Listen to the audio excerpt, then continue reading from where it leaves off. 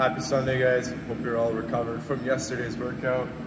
Today is an AMRAP 20, nice and easy, kind of working on those movements of just getting your body moving. About 30-second hollow hold, 16 alternating gorilla rows, and then followed by 50 double unders. Use this today, guys, to kind of get that blood flowing through the body. These are not too advanced movements. Even if you feel you can break these up a little bit more than usual, I would highly encourage it to kind of get more of that aerobic stimulus in your body rather than going to that more anaerobic region for this workout. Give yourself some time to kind of recover, get the blood flowing through the body. So even with the hollow holds today, even if you want, go 3 sets of 10 seconds at a time, with a quick little rest in between. Gorilla rows, keep them nice and light. You want to try and be able to bang them out all in 16. If you can't, that's okay. Again, break it up. Sets of 8 if you can. The goal of this one is just get yourself moving throughout the 20 minutes, guys, and get yourself nice and recovered for tomorrow's workout to come.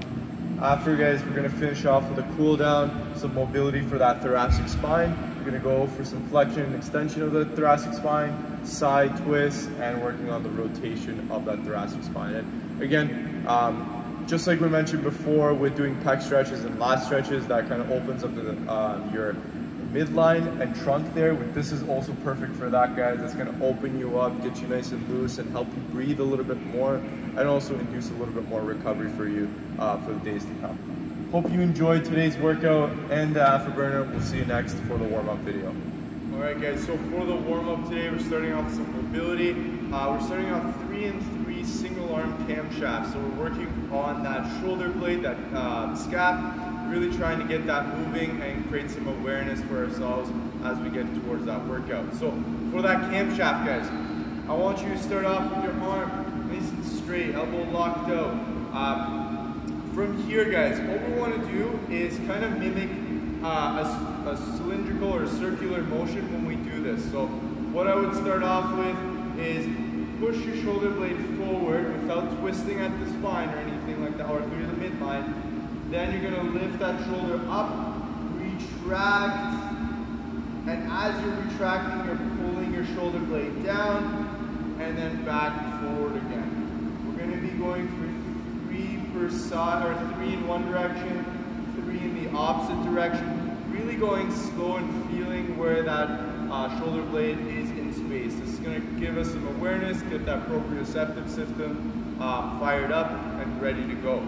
So 3 on that one side in the clockwise and the counterclockwise direction, then do the same thing on the opposite side. Again, really trying to go in that circular or like elliptical motion for your shoulder there. Next thing, guys, we're going to get those hips a little bit loosened up. Same mobility kind of drill for that as well. We're going to get into about a squat stance, knees bent, and we're going to think about trying to push our left hip into our left hand there. So we're going to tilt that hip to the left there, then go back into center, then push out to that right position. Really trying to isolate that hip on its own as we do this. We're going to go for 3 lateral glides of the hips per side, really trying to keep motion just in the lateral plane rather than the forward and back plane there. Once you finish that, guys, we're going to go into 2 sets for our warm-up and activation, which is a hollow hold to start off with. So we're going to come down to the floor. Again, with that hollow hold, keep the legs straight, ground that back, and sit back until your legs are off the ground, the upper back is off the ground. Hands can be by your side or overhead. Keeping the core nice and engaged. 20-second hold. Once you're done, we're going to go for 20 flutter kicks, so 10 flutter kicks per side. Once you're done that, guys, we're going to go into a single leg glute bridge, and we're going to add a press in that position as well. So make sure you have an object that you're comfortable with pressing from that horizontal plane. You'll only need one. As you do this, you're going to be pressing from that one side. So I'm going to be holding that kettlebell on my right arm there. And I'm going to sit back into that glute bridge. From here, I'm going to do a single leg glute bridge on my left side, then press with my right. Lower the the right side, bring that left leg down. I'm going to do that for 6 reps on that side before I switch. So again, single leg press, then push up with that kettlebell, back down, and then lower again. This will really challenge both your glutes and hamstrings, but also your midline stability as you're in that position. So we're going to do 6 on one side, 6 on the other side for 12 total. Then from there, guys, we're going to go into some more pressing. This time we're going to use 2 objects. So I want you guys to get into that kneeling position. Hips are open all the way, and we're going to go for some alternating presses. So we're going to press one overhead. As the opposite comes down, we're going to switch and press the opposite kettlebell. We're going to go for 10 alternating reps here. And as you do this, guys, really try to watch out that you don't twist around. Keep the core engaged, keep everything nice and tight as you go through those 10 reps. Finally, guys, in that 2 sets, the last movement will be the Deadstop kettlebell swing. So usually we kind of keep the kettlebell swings going continuously. We're going to stop at the bottom each time and really emphasize the drive through our legs to get the kettlebell overhead.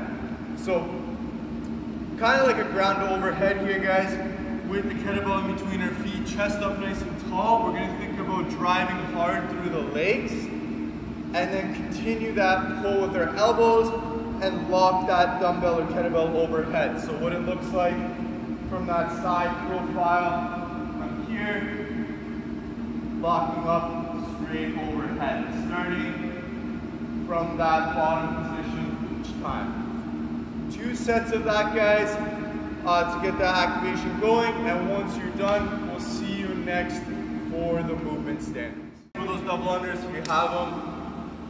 Let's work on those double unders today. If you're at that 30 range, for example, see if you can break them up into sets of 20, or if you want to try it, seeing if you can do bigger sets today. This is the great day to try and start, or a great workout to start doing that. If you don't have double unders, let's go single skips, or we can go for some running skips here, guys. Also, you can use that previous option from before, which is the double tap hop. So you're gonna keep the feet together, you're gonna jump up, double tap your sides for 60 reps total. All right, guys, we're here for the afterburner. We're gonna do some thoracic mobility here. So find yourself a ball or something that's soft that you can kind of rest your back on and almost arch over it. Don't pick something too hard there. It's gonna feel painful in the back. That pivot point, we want it to be at the middle of our back. So we're gonna use that object to pivot at that point. So I'm gonna use this med ball here. I'm gonna lie back onto it. I'm gonna try to pivot at that middle point of my back. From here, once I'm in that arch position, I'm gonna get my arms overhead, so behind my back, the back of my head, I mean. From here, we're going for 10 flexion extension reps here. So we're gonna kind of let ourselves go back, extending as much as we can, and then pulling back in as much as we can. We're gonna be doing 10 reps here, nice and slow. Again, these are not for time or anything like that. We're just trying to open up that back and that thoracic spine there. From there, we're gonna go into some side twists. So same position. This time we're gonna kind of bring our elbow towards our hip and then back in again, then switch and do it on the opposite side. You'll notice that you'll feel tight on those lats. You might need to work on a little bit more mobility in that section if you need to there. You find that you're really tight when you're going down, especially on the opposite side. But we're gonna go again, 10, alternating as you're in that arch position, okay? Once you're done that, we're gonna go for rotations to finish off. So still again, mid-back is that anchor point there. You're gonna twist and look towards the floor, back into that center position, same thing, twist. And always try to move that whole upper body towards the direction that we're twisting towards. So 10 reps of everything, guys. Take it slow. You can use a pillow. You might need to stack a couple of them. Make sure it's not too hard on your back. and you're putting that, you're twisting at that middle point of your back there. That'll be where your thoracic spine meets. So make sure it's at that point there. Other than that, guys, hope you guys enjoy the mobility in the WOD. We'll see you guys tomorrow for the next workout.